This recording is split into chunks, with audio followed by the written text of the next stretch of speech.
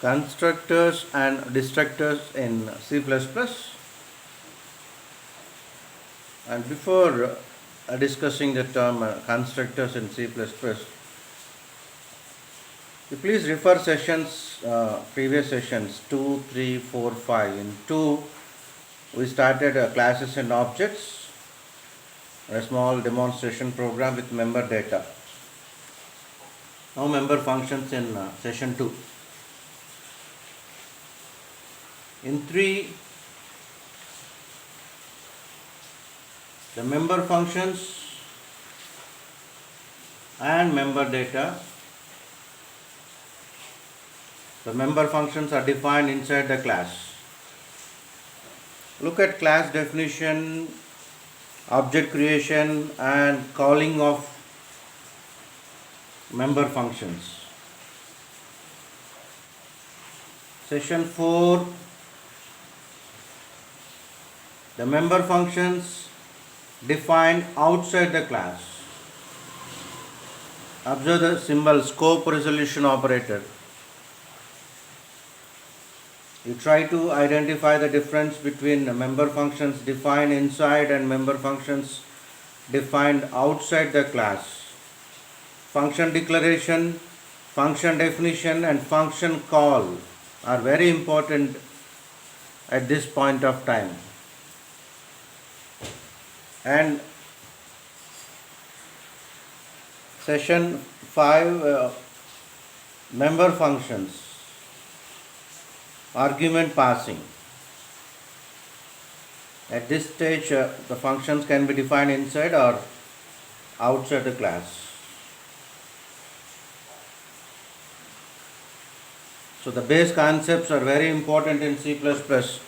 Please go through all the sessions. If you have any problem with functions in C language, refer all the sessions in a proper manner. I given small videos with a clear examples.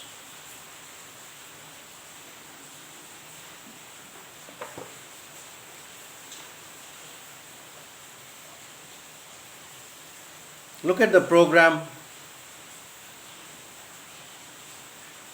here, the first one.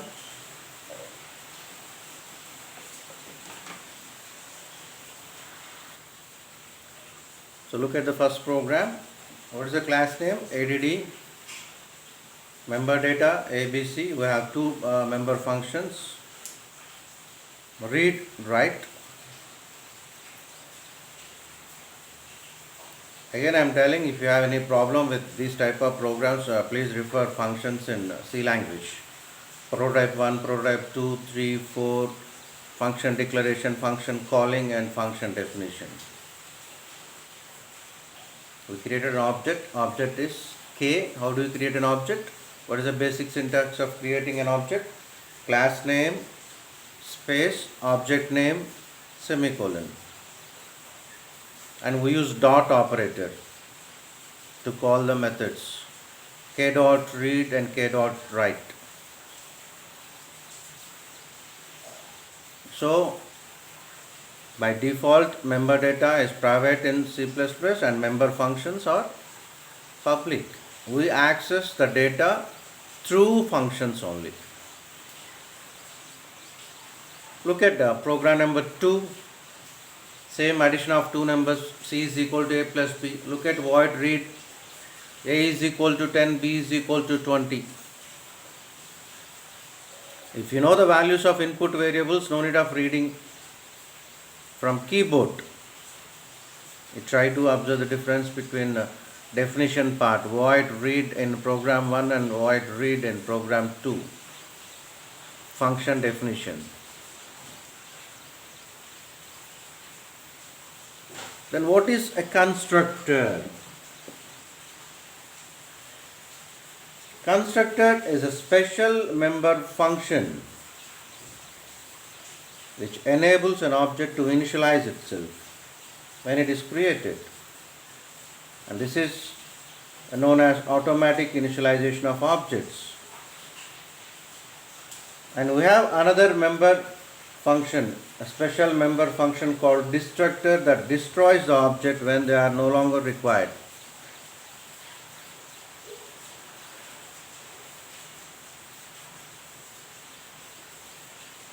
So I'm giving a demonstration programs with each and for each and every concept that you just observe clearly. Look at program number 3.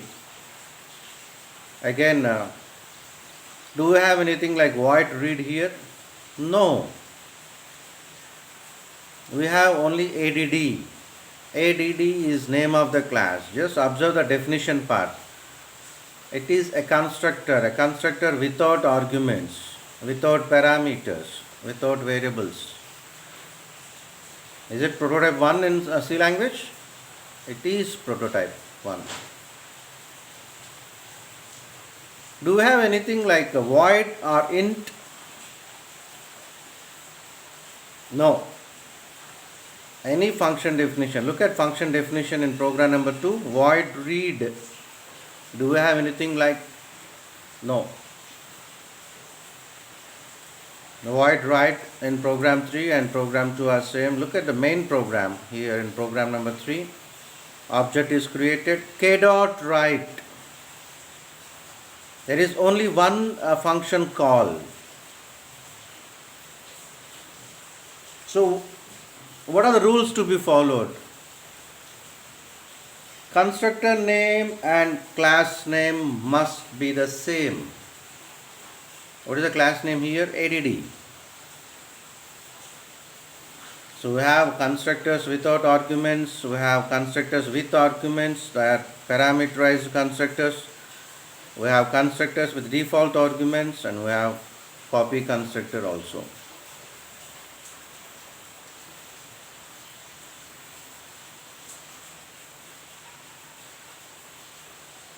So constructor without arguments.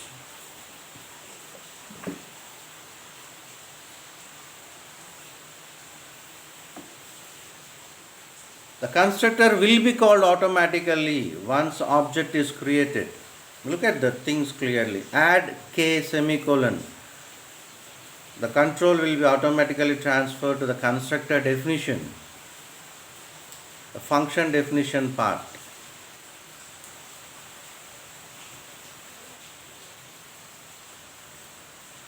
The constructor will be called automatically once the object is created. At this point of time, don't search for object initialization here. I am giving another example for that. You just try to observe the difference between 1, 2, 3. So where we use this type of notation, you look at a Fibonacci series program where we need to start with f1 is equal to 0 and f2 is equal to 1. The initial values. Put it in a constructor. Even programs like factorial of any number, f is equal to 1. Put it in a constructor. We are trying to eliminate the number of function calls here.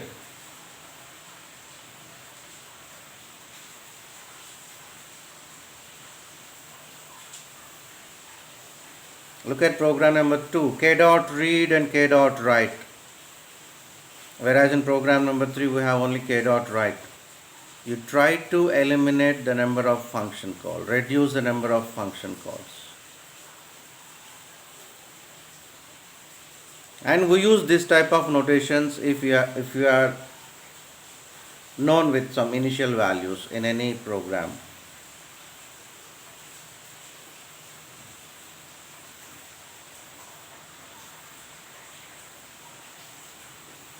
And the constructor should be declared in public section only. They do not have return types, not even void. So they cannot return values. This is an important thing. And they cannot be inherited. They can have default arguments. we'll be discussing later. We cannot refer to their addresses.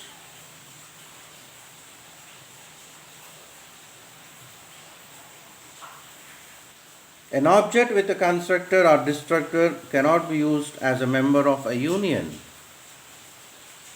Do you remember union? Structured union in C language.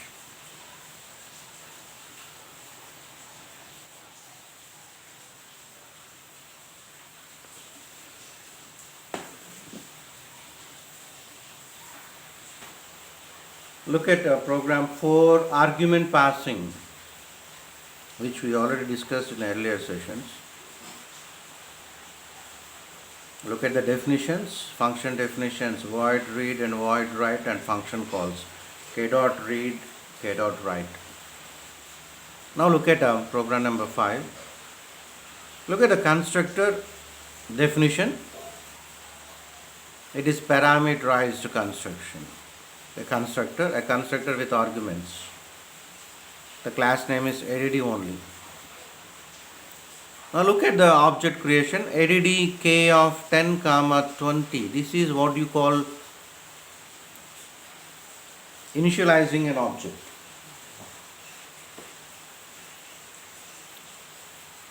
Do you remember the term initialization? If you assign values to variables at the time of declaration, is called initialization. So here we are creating an object, declaring and creating an object, and initialized with the values 10 and 20. Once object is created, as I told you earlier, the constructor will be called automatically.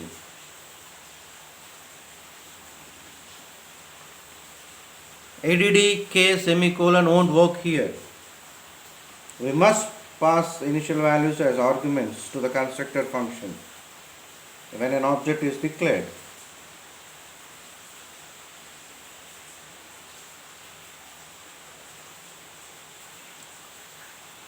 Look at ORR there. Add k is equal to add of 10 comma 20 is an explicit call, whereas add k of 10 comma 20 is implicit call. The constructor can be called explicitly or implicitly. The implicit call is a shorthand method. When the constructor is parameterized, we must provide appropriate arguments for the constructor. Look at the constructor definition. Add int m comma int n. We have two parameters and we need to pass two values.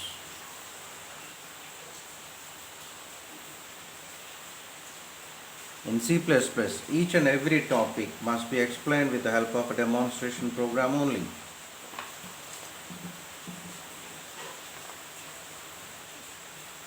We can have multiple constructors in any program. We can have a combination of constructor without arguments, constructor with arguments, constructor with default arguments. I'll be giving programs in detail later.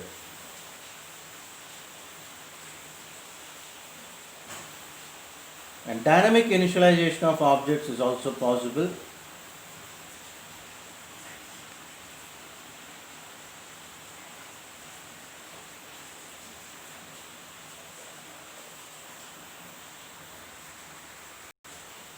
Look at program number 6. It's not a complete program. I'm just giving a demo.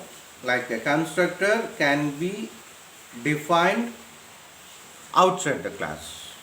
As we discussed earlier, any member function can be defined outside the class.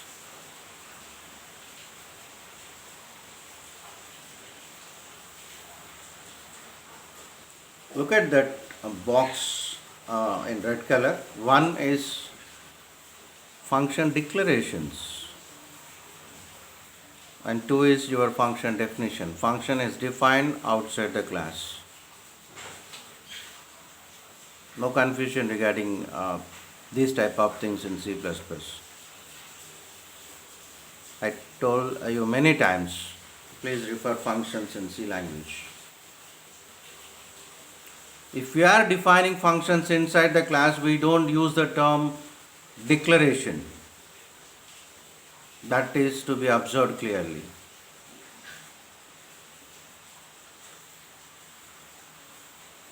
If you are okay with these concepts, then you can start working with large programs like a complex number, addition of two complex numbers, and etc.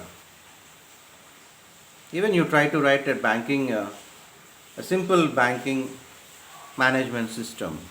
You take different functions, one to withdraw, one to deposit, and use constructor for your initial balance.